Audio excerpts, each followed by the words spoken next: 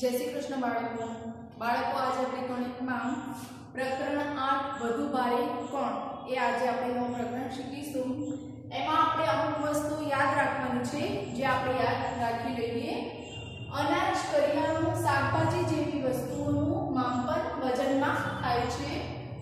વજન કરવા માટે વજન કાંટાનો ઉપયોગ થાય છે। વજનના ચોક્કસ માપ માટે વજનિયા વપરાય છે। આ વજનિયાને આપણે કાટલા કે પાટ કહીએ છીએ। વજન માપવા માટે જુદા જુદા વજન કાંટાનો ઉપયોગ થાય છે વપરાય છે। દાંડી તુલા, કાઉન્ટર બેલેન્સ, ભૌતિક તુલા, સ્પ્રિંગ કાંટો, ઇલેક્ટ્રોનિક વજન કાંટો।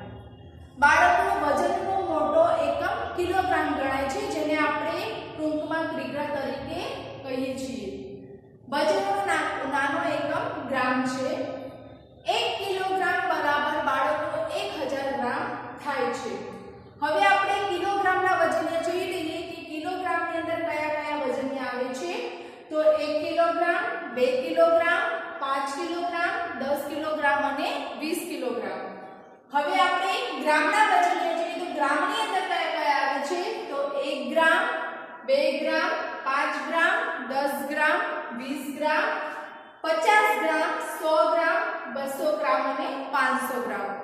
આ વસ્તુ બાળકો તમારે યાદ રાખવાની રહેશે। હવે આપણે નવું આવતા પીરિયડમાં શીખીશું। જય શ્રી કૃષ્ણ।